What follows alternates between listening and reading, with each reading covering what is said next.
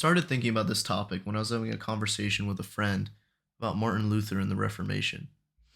He, like I think a lot of history enthusiasts today, has come to the easy, maybe not immediately obvious conclusion that circumstance, environment, and the wider social trends are far more important than the actions of individuals in understanding how history unfolded, why things happened the way they did. And this is essentially the opposite of great man history. I argued that Luther had singular importance as a visionary and courageous man that was essential to the ascendancy of Northern Europe through their Protestant faith that encouraged literacy and the like. My friend argued that Martin Luther's ideas weren't the force behind the expansion of literacy, enlightenment, etc., that the Reformation brought. They only took hold because the region that adopted Protestantism was already more literate, more economically developed, and more enlightened. The trend only continued now with the religion to match the economic and social trends that were already occurring. More importantly, the argument is that had it not been Martin Luther, it would have been someone else. Modernization, reform was bound to happen because of the social and economic reality that made the church's backwardness untenable in the regions that Protestantism took hold in. If it wasn't Gavrilo Princip, it would have been something or someone else that lit the tinderbox of pre-World War I Europe. I think you understand the argument. So, this perspective that historical figures are more symptoms than causes in history, I think has gained a lot of traction in history among historians, and I think we're going too far with this.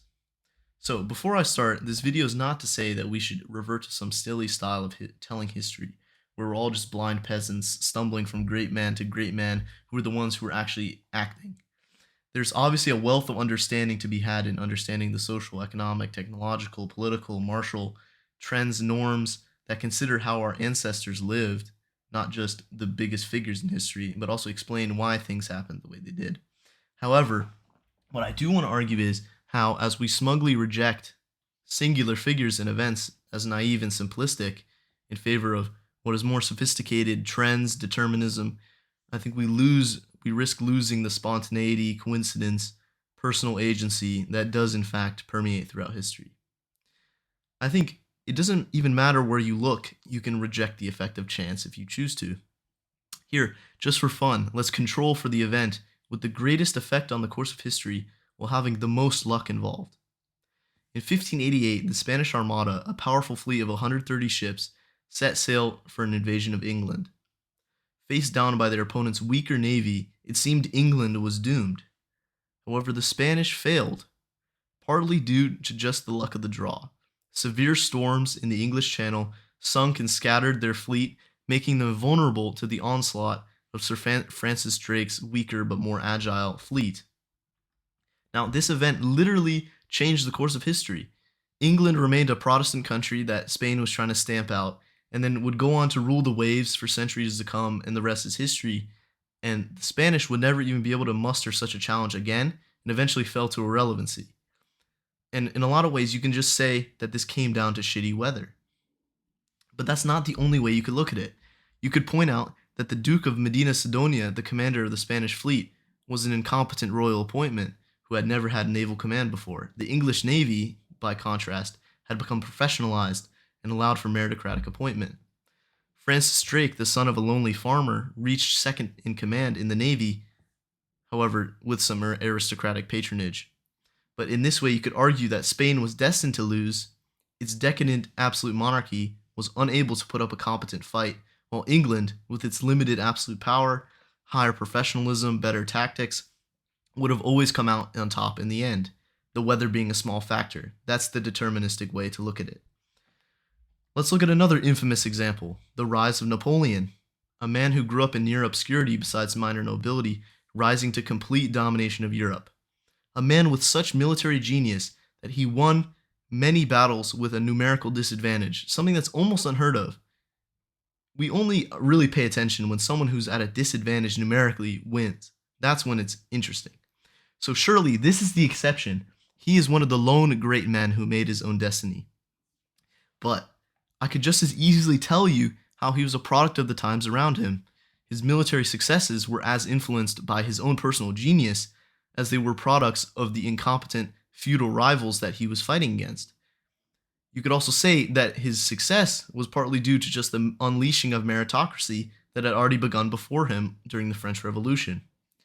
The chaos of the Revolution and the institutions of absolutism in France were always going to be restored when he eventually took absolute power, because the newly landed peasantry and merchant class desired stability.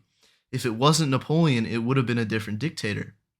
And this is not just me saying that. In fact, Marshal Bernadotte, who eventually became king of Sweden, and others were already competing with Napoleon at the time before the coup.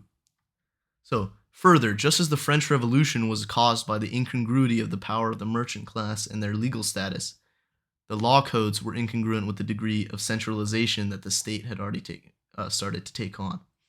So if it wasn't Napoleon, someone else would have infused the law with the Enlightenment. It wouldn't have been the Napoleonic Code, but it would have been something else. Because simply the circumstances of centralization and the lack of centralization of the law, the lack of the Enlightenment ideas within the law would naturally have been stamped out if it wasn't for Napoleon. So even Napoleon can fall to this deterministic thinking. So you might be thinking at this point, are people really saying this kind of stuff? This guy is complaining about a problem that doesn't really exist. But what I'll tell you is that this kind of thinking really comes in when it's historical figures that have fallen out of favor. Think about it. Just a quick Google search on an inflammatory figure like Christopher Columbus, and you'll find articles which, along with rightly pointing out the atrocities that he committed, argue that if it wasn't Columbus, then it would have been someone else. The round earth was already common knowledge. It was only a matter of time that someone sailed west and found the New World. So, it follows we ought not to praise the crackpot who got lucky and did it first, especially considering all of the crimes against humanity that he committed. Hell, you can even see something similar with someone like Thomas Jefferson. As people have taken stock of his terrible slaveholding, his relationship with one of his slaves, they've also dismissed his intellectual accomplishments as a byproduct of long-running Enlightenment tradition, the education that so many plantation aristocrats just like him grew up with. The argument being someone else would have written the Declaration of Independence, given the disparity in American economic versus political standing. So why should we celebrate the guy who's there at the right place at the right time to write the document that would have been written anyway? So in this way, it's all the same sort of rejection of the importance of individuals, for better or for worse, depending on our opinions on these individuals. So I think there are two huge problems with this line of thinking, and I want to make them heard as we continue to reckon with the terrible deeds of those who we have previously put on a pedestal. Obviously, we have to take stock of these people as humans, faults and all, but we have to realize that this line of thinking, completely rejecting their importance as individuals, is wrong. So first, we have to realize that we're taking a smug, retrospective position. Thinking this way adopts a clear logical error. We assume that the things that did happen in the way they did were predestined to happen. Who are we to say that the Americas would have been discovered all the same? The way you can check this is think, could you say in the present what will soon happen? No, you can't, even though plenty of people will lie to you and tell you they can.